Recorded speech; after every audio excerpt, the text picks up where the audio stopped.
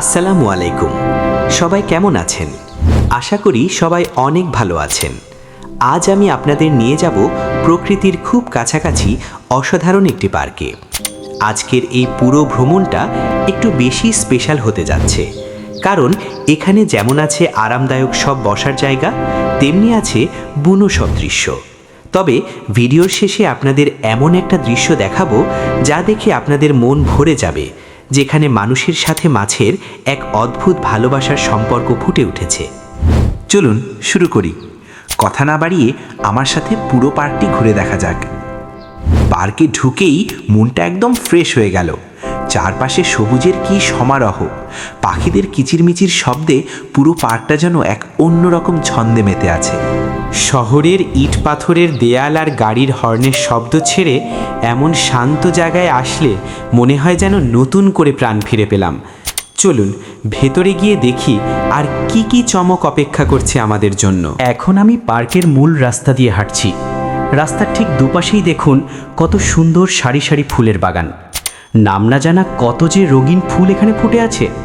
হালকা বাতাসের দোলায় ফুলগুলো যখন নড়ছে, মনে হচ্ছে যেন তারা আমাদের স্বাগত জানাচ্ছে। এই বাগানগুলোর মাঝ দিয়ে চলে গেছে এই সুন্দর আঁকাবাঁকা পথ। পথটা কিন্তু মোটেও সোজা নয়, একটু পরপরই মোড় নিতে হয়। আর প্রতিটা মোড় ঘুরলেই সামনে নতুন কোনো প্রাকৃতিক দৃশ্য হাজির হচ্ছে। এই সর্পিল পথে হাঁটাটা আমাকে অন্যরকম একটা আনন্দ দিচ্ছে। হাঁটতে হাঁটতে অনেকটা পথ চলে এলাম। সামনেই দেখুন হেলান দিয়ে শুয়ে থাকার মতো কত সুন্দর আধুনিক সব বসার সিট। ক্লান্তি দূর করার জন্য এর চেয়ে ভালো জায়গা আর হয় না। আমি এখানে কয়েক মিনিটের জন্য একটু বসলাম। মাথার উপরে বিশাল বড় গাছের ছায়া আর সামনে খোলা আকাশ। এখানে বসে আপনি অনায়াসেই আপনার প্রিয় কোনো বই পড়তে পারেন, অথবা স্রেফ চোখ বন্ধ করে প্রকৃতির শব্দগুলো শুনতে পারেন।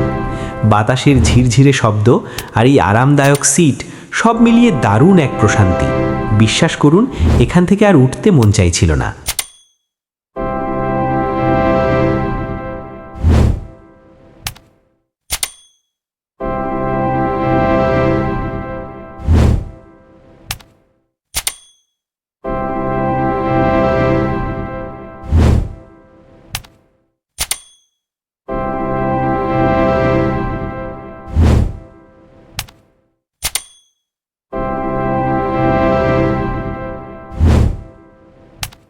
বিশ্রাম শেষে আবার হাঁটা শুরু করলাম।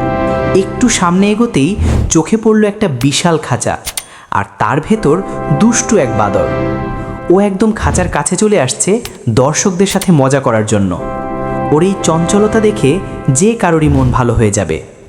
বাদরের খাঁচার ঠিক পাশেই খুব সুন্দর একটা কাঠের ঘর, যেটা আসলে একটা ফাস্ট ফুডের দোকান। সেখানে অর্ডার দিলে খিদা মেটাতে পারবেন। তারপর ক্যামেরা ঘুরাইয়া সামনে হাঁটা শুরু করলাম। আর ঠিক এই সময়টাতেই হঠাৎ দেখা হয়ে গেল কিছু বন্ধুদের সাথে।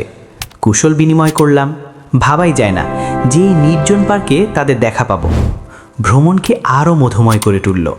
বন্ধুদের বিদায় জানিয়ে আমি এখন হাঁটছি পার্কের বিশাল দিঘিটির পাড় ধরে। দিঘির পাড় ঘেঁষে যে রাস্তাটি চলে গেছে, সামনেই দেখুন সেই কাঙ্ক্ষিত কাঠের সেতুটি। সেতুর ডিজাইনটা একদম গ্রামীণ আবহের মতো। নিচে টলটলে পরিষ্কার পানি, আর ওপরে এই কাঠের ব্রিজ। ব্রিজের ওপর দিয়ে হাঁটার মজাই আলাদা।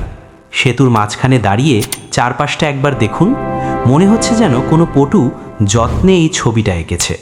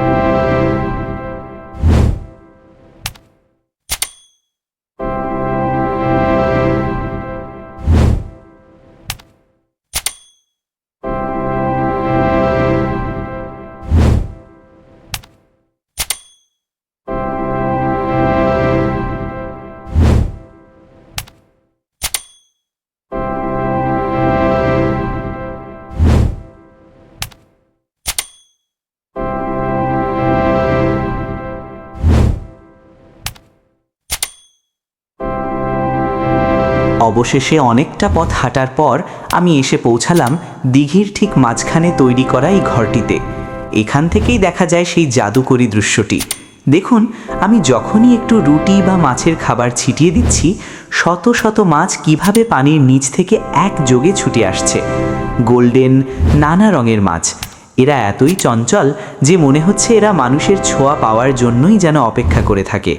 মানুষ আর মাছের মধ্যে যে এমন গভীর মিতালি হতে পারে তা এখানে না আসলে বিশ্বাসই হতো না। প্রকৃতির এই নিস্তব্ধতায় মাছদের এই মেলা দেখাটা সত্যিই পরম তৃপ্তির। আজকের এই সুন্দর মুহূর্তগুলো আপনাদের কেমন লাগলো অবশ্যই জানাবেন। বিশেষ করে মাছের এই দৃশ্যটি আপনাদের মনে কেমন দাগ কেটেছে তা কমেন্টে লিখতে ভুলবেন না। ভিডিওটি ভালো লাগলে একটি লাইক দেবেন এবং আমার এই নতুন যাত্রায় পাশে থাকতে চ্যানেলটি সাবস্ক্রাইব করবেন। দেখা হবে পরবর্তী ভিডিওতে অন্য কোনো সুন্দর জায়গায়। আল্লাহ হাফেজ।